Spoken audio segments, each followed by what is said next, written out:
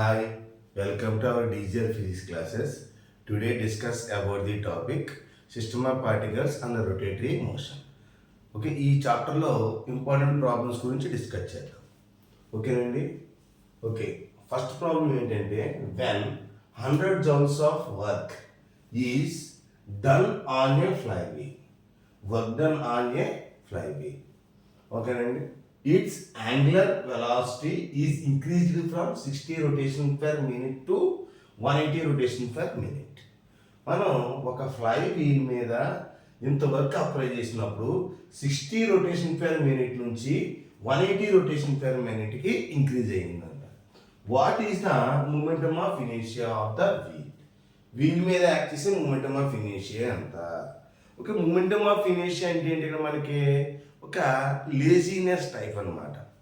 ఓకేనండి. ఇప్పుడు ఫస్ట్ మనకి ఇచ్చింది ఏంటి? W is equal to 100 joules ఇచ్చింది. ఫస్ట్ ఫ్లై వీల్ ఎలా ఉందనుకో, this is the fly wheel.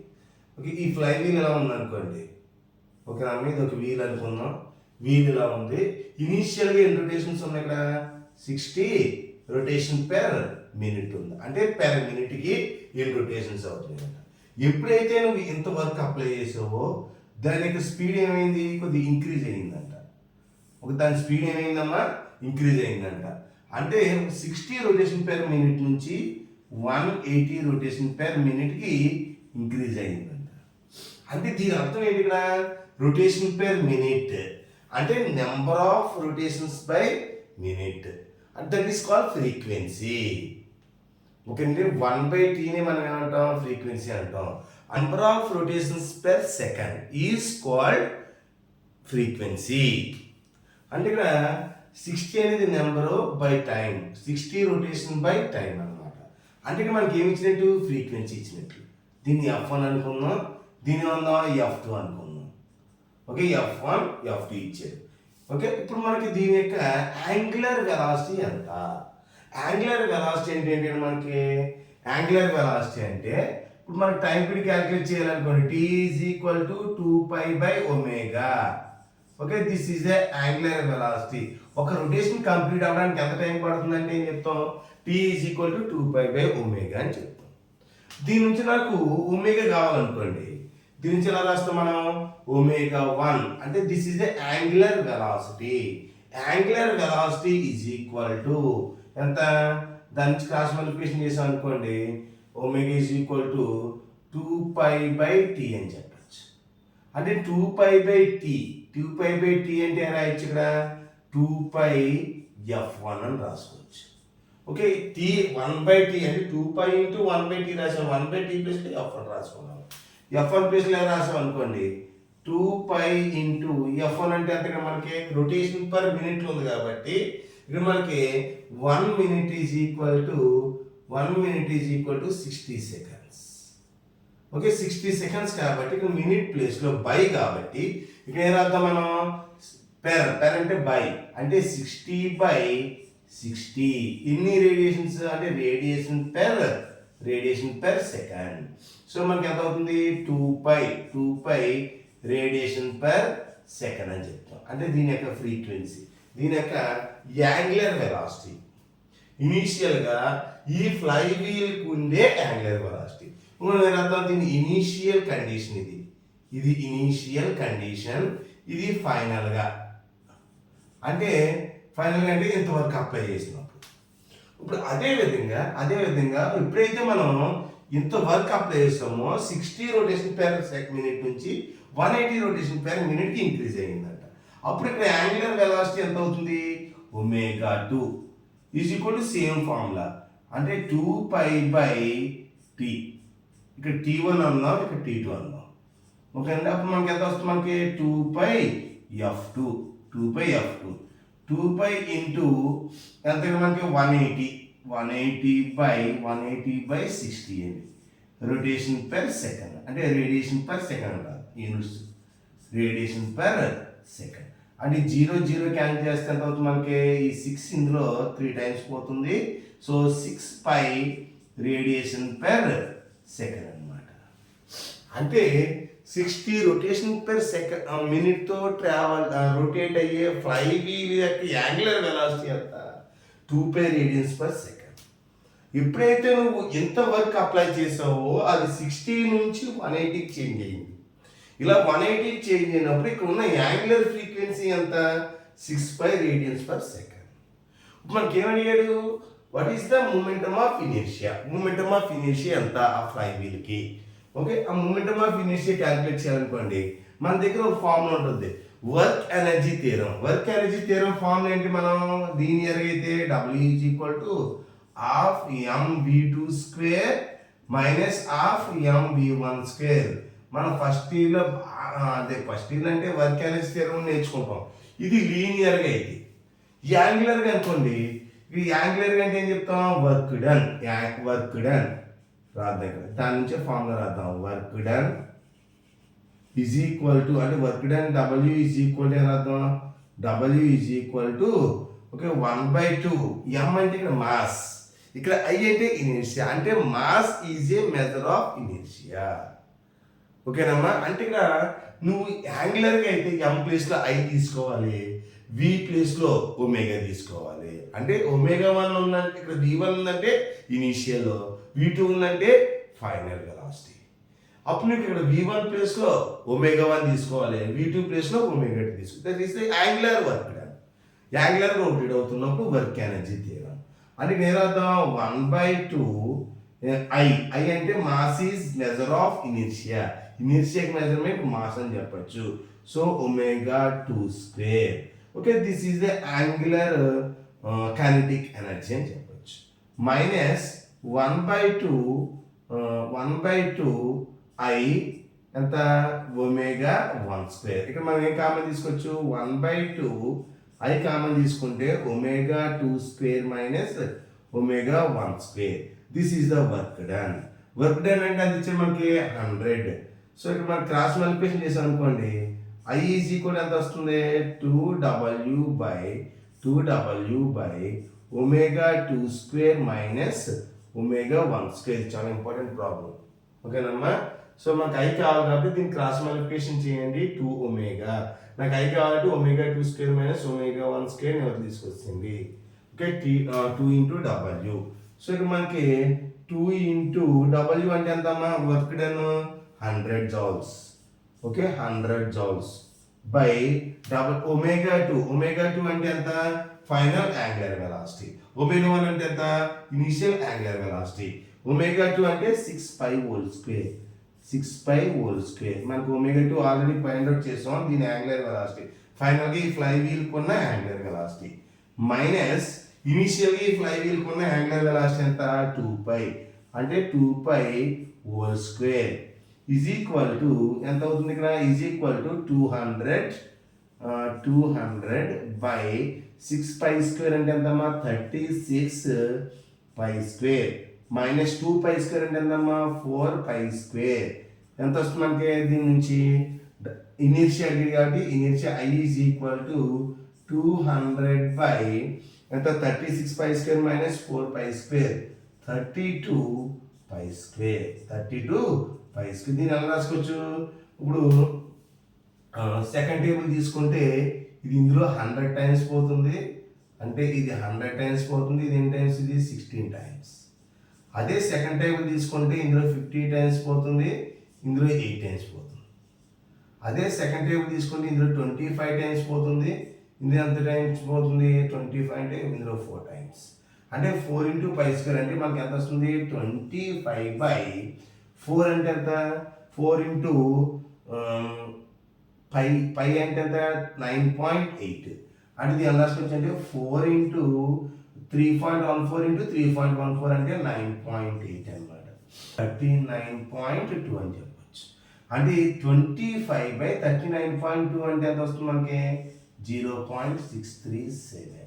Units ఏంటి, కేజీ మీటర్ ఇన్వర్స్ 2 అనమాట, అంటే మీటర్ స్క్వేర్ అండి, మీటర్ స్క్వేర్.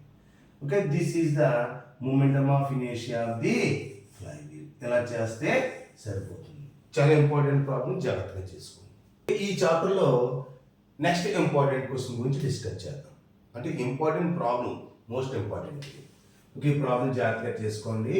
ఓకేనా, 4 మార్క్స్ రావడానికి అవకాశం ఉంది. ఓకే, ఇక్కడ క్వశ్చన్ ఏంటంటే find the centre of mass of 3 particles at the vertices of an equilateral triangle. The mass of the particles are 100 grams, 150 grams and 200 grams respectively. Okay, each side of the equilateral triangle is 0.5 meters long. Okay, ఇక్కడ మనకి 3 particles ఇచ్చాడంట. ఆ 3 particles ఎలా set చేశాడు? ఒక equilateral triangle లో set చేశాడు. This is the y axis and x axis. ఓకేనా, ఇప్పుడు మనకి ఏమన్నాడంటే 3 particles at the vertices of equilateral triangle.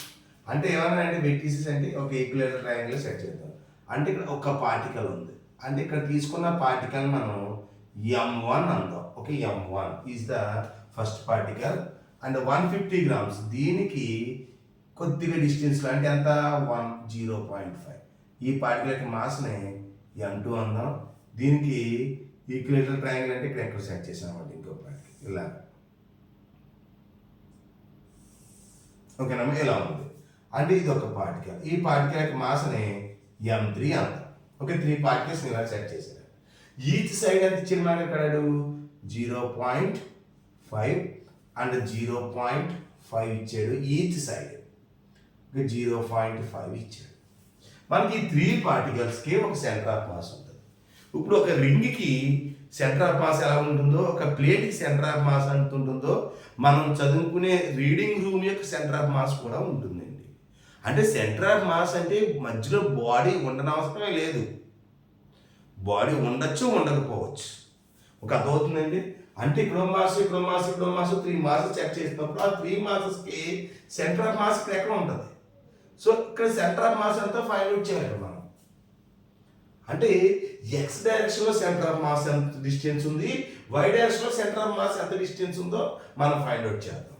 Okay, ఇది ఏంటిది ఎక్స్ యాక్సిస్ అండ్ ఇది ఏంటమ్మా ఇది వై యాక్సిస్. ఓకేనండి, ఇప్పుడు సెంటర్ ఆఫ్ మాస్. ఇప్పుడు ఏంటంటే m1 పార్టికల్ యొక్క కోఆర్డినేట్స్ ఏమవుతాయి అది చూసుకోవాలి ఫస్ట్. m2 పార్టికల్ యొక్క కోఆర్డినేట్స్ అండ్ m3 పార్టికల్ యొక్క కోఆర్డినేట్స్. ఓకే, ఇక్కడ మనం ఒకసారి డయాగ్రామ్ డ్రా చేద్దాం. సో ఇక్కడ మనం డయాగ్రామ్ డ్రా చేసిన తర్వాత m1 పార్టికల్ యొక్క కోఆర్డినేట్స్ ఎక్కడ ఉంది?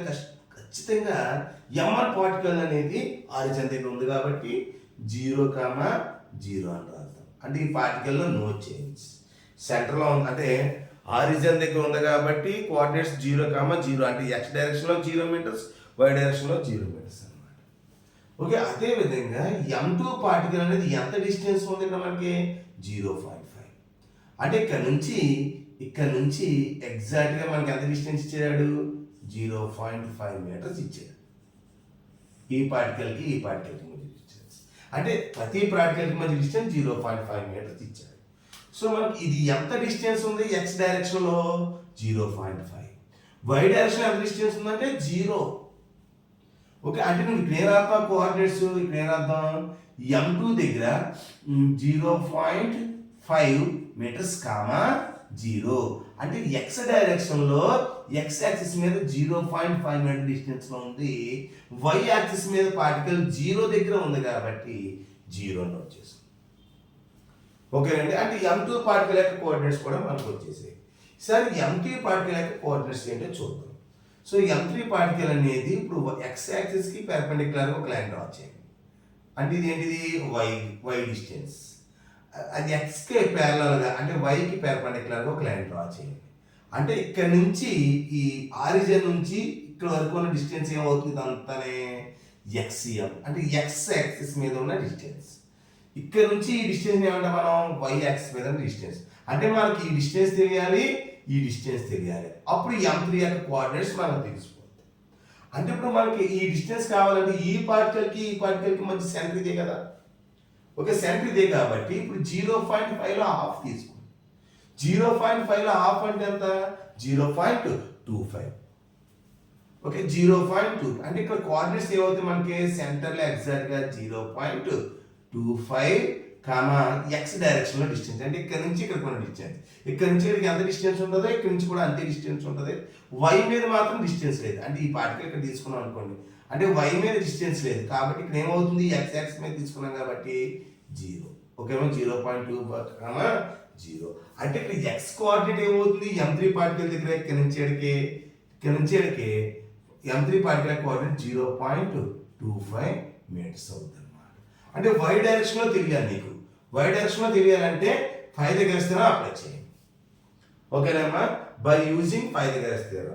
దీన్ని ఏ అన్నాం అంటే ఫస్ట్ పార్టికల్ యొక్క ఏని అంటే m1 m2 m3. ఓకే, ఇది సెంటర్ తీసుకున్నాం కాబట్టి దీన్ని ఏదో నేమ్ పెట్టుకోవచ్చు కదా. ఓకే, దీన్ని ఏ అందాం, దీన్ని బి అందాం, దీన్ని సి అందాం. ఓకే, ఫ్రమ్ ట్రయాంగిల్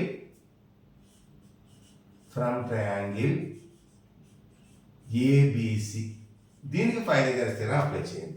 అప్పుడు నీకు y డైరెక్షన్లో డిస్టెన్స్ వచ్చేస్తుంది. ఓకే, అప్పుడు ఎంత మనకి 5 దగ్గర ఇస్తేనే అప్లై చేసాం అనుకోండి, ఫార్ములా రాసేయండి ఏబి స్క్వేర్. దీని ఏమర్థమ్మా AB square, AB whole square 5 దగ్గర ఇస్తే రాయడం కదా. AB square is equal to AC square plus BC square is equal to AC whole square plus ఎంతమ్మా బీసీ హోల్ స్క్వేర్. నాకు బీసీ హోల్ స్క్వేర్ కావాలి అంటే హైట్ కావాలి. అంటే బీసీ హోల్ స్క్వేర్ ఇది మీరు క్యాలిక్యులేట్ చేయగలుగుతాయండి. మీకు గుర్తుంటే గుర్తు పెట్టేసుకోవచ్చు. ఎగ్జామ్ అంటే మీకు ఎలా వచ్చిందో ఈ వాల్యూ చెప్తున్నాను అంతే. అప్పుడు ఎంత వస్తుంది మనకి బీసీ హోల్ స్క్వేర్ కావాలనుకోండి, ఏసీ స్క్వేర్ నేను తీసుకొచ్చింది అంటే AB whole square minus AC whole square 5 వేస్తారు ద్వారా. అంటే ఏబి అంటే ఎంత ఇక్కడ నుంచి 0.5. అంటే నేను ఒక వాల్యూ గుర్తు పెట్టుకోండి. అంటే 0.5 నేను 1/2 కింద రాసుకుంటున్నాను. 0.25 నేను 1/4 కింద రాసుకుంటున్నాను. అంటే ఇలాగైనా రాసుకోవచ్చు. ఫ్రాక్షన్స్లో ఉన్నప్పుడు క్యాలిక్యులేట్ చేయడం కొద్దిగా టఫ్గా ఉంటుంది కాబట్టి దాన్ని డివిజన్లో కన్వర్ట్ చేశారు అంతే. అంటే 0.5 1/2 కింద 0.25 1/4 కింద రాస్తాను. అంటే ఏబి అంటే ఎంత ఇక్కడ 0.5. అంటే ఏబి ప్లేస్లో 0.5 రాద్దాం. అంటే 0.5 హోల్ స్క్వేర్ మైనస్ ఏసీ అంటే ఎంత ఇక్కడ నుంచి 0.25 whole square. Okay, 0.25 whole square అంటే 0.5 నేను 1/2 హోల్ స్క్వేర్ కింద రాస్తున్నాను. 0.25ని 1/4 హోల్ స్క్వేర్ కింద రాస్తున్నాను. అంటే ఎంత 1/4 మైనస్ 1/16. అంటే 1/4 మైనస్ 1/16 అంటే ఎంత ఎల్సిఎం 16 వస్తుంది. 16 అంటే ఎంత వస్తుంది మనకి ఇక్కడ 4 మైనస్ 1 వస్తుంది.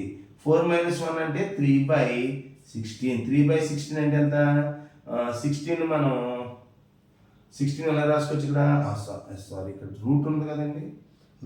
అంటే బీసీ స్క్వేర్ అంటే ఇదంతా ఏంటి మనకి రూట్ బీసీ వాల్యూ.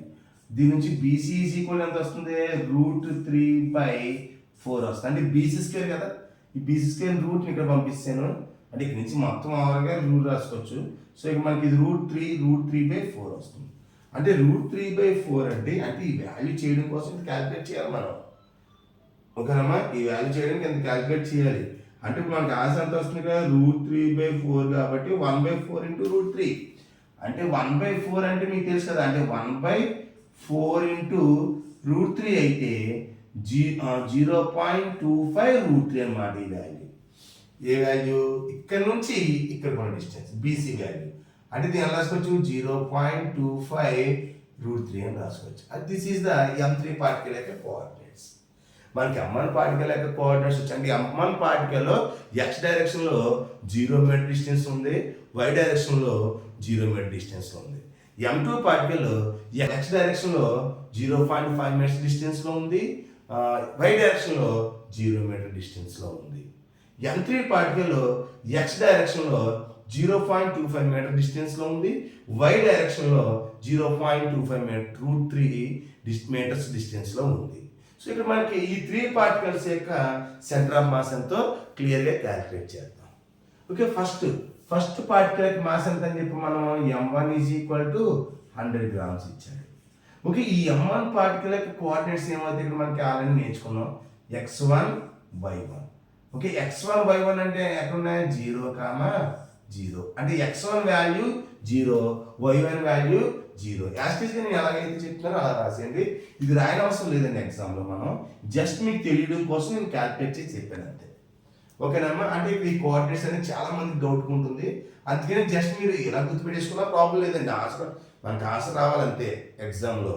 ఓకేనమ్మా, అంటే గుర్తుపెట్టుకోవడం కన్నా అది చేయడం బెస్ట్. ఓకేనమ్మా. Next M3 particle, M2 particle ఎంత ఇక్కడ 150 G అంటే గ్రామ్స్. M2 పార్టికల్ యొక్క కోఆర్డినేట్స్ ఏమవుతాయి, x2, y2 అవుతుంది. ఈజ్ ఈక్వల్ టు x2 అంటే ఎంత 0.5, 0. ఓకే, 0.5ని నేను 1/2, 0 కింద రాస్తున్నాను. ఓకే, 0.5 అంటే 1/2 అని చెప్పుకున్నాం కదా. నెక్స్ట్ M3 పార్టికల్ యొక్క మాస్ ఎంత ఇచ్చాడు మనకి, M3 పార్టికల్ యొక్క మాస్ 200 గ్రామ్స్ ఇచ్చాడు. సో దాని యొక్క కోఆర్డినేట్స్ ఎంత అవుతుంది, x3, y3 ఎంత ఇచ్చాడు, 1/2 కింద రాసుకోవచ్చు, సారీ 1/4 కింద రాసుకోవచ్చు కదా. 0.25ని 1/4, 1/4, √3/4 అని రాసుకోవచ్చు. లేకపోతే 0.25, 0.25 √3 రాసుకున్న ప్రాబ్లం లేదండి. ఓకే, అంటే ఇలా రాస్తే కొద్దిగా క్యాలిక్యులేషన్ ఈజీగా అవుతాయి అంతే. ఇప్పుడు దీనికి సెంటర్ ఉంటుంది కదా, అంటే 3 పార్టికల్స్కి సెంటర్ ఇది. సెంటర్ కాబట్టి ఇప్పుడు x డైరెక్షన్లో ఈ సెంటర్ ఆఫ్ మాస్ ఎంత డిస్టెన్స్ ఉందో ఫైండ్ అవుట్ చేయాలి. దాన్ని మనం ఏమని చెప్పొచ్చు, x డైరెక్షన్లో సెంటర్ ఆఫ్ మాస్ని, ఓకే, XCM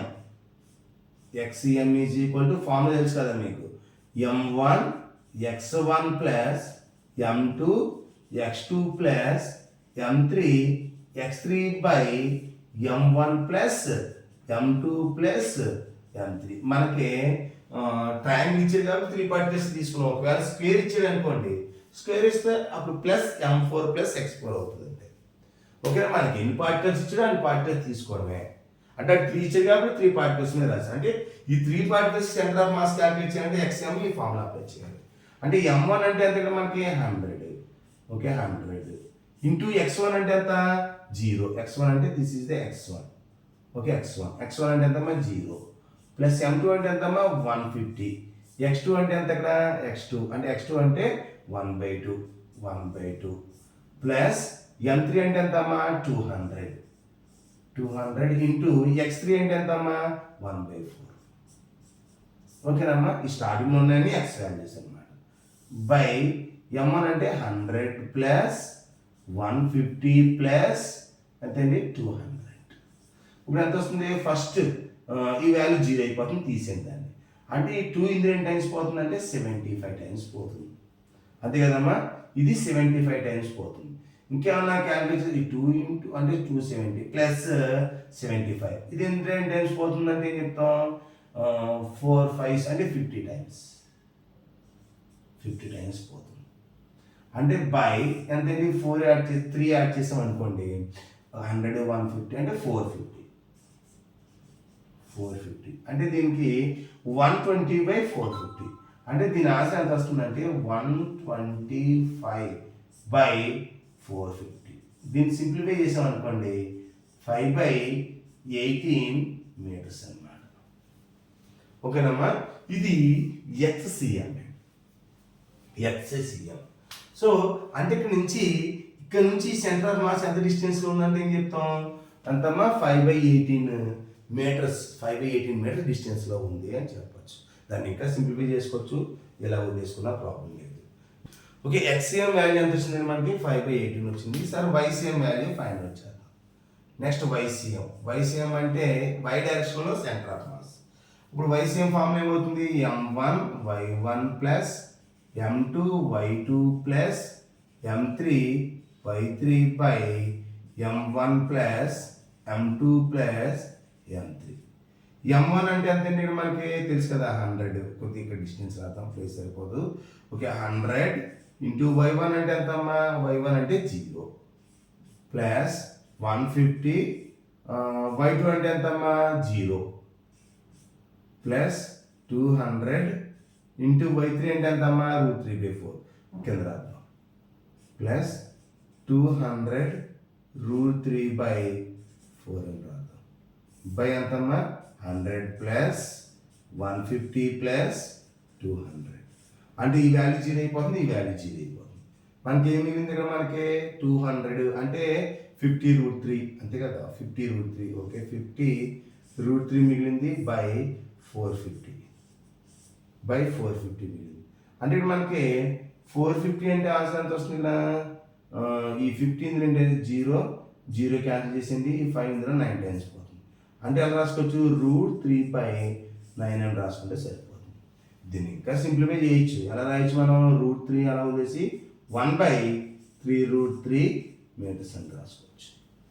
అంటే ఫైనల్గా XCM, YCM ఈజ్ ఈక్వల్ ఎంత, 5/18 metres, 1/3√3 metres. This is the XCM, YCM values. అంటే ఇక్కడ నుంచి ఈ సెంటర్ ఆఫ్ మాస్ అనేది ఇక్కడ వరకు ఉన్న డిస్టెన్స్ ఎంతమ్మా, 5/18 metres X direction. Y direction ఎంతమ్మా, 1/3√3 metres. Okay, this is the second problem. Okay, ఈ system of particles and rotatory మోషన్లో ఈ 2 ఇంపార్టెంట్ ప్రాబ్లమ్స్ చేస్తే సరిపోతుంది. ఓకే, ఇంకా మనకి ఫుల్ రావాలనుకుంటే ఇంకా ప్రాబ్లం చేయవలసి ఉంటుంది. మోస్ట్ ఇంపార్టెంట్ ప్రాబ్లమ్స్ గురించి ఎక్స్ప్లెయిన్ చేశాను మీకు. ఓకేనమ్మా, థ్యాంక్ యూ. ఈ వీడియో కనుక మీకు నచ్చినట్లయితే లైక్ చేయండి, షేర్ చేయండి. Please subscribe the my DGR physics classes. Thank you.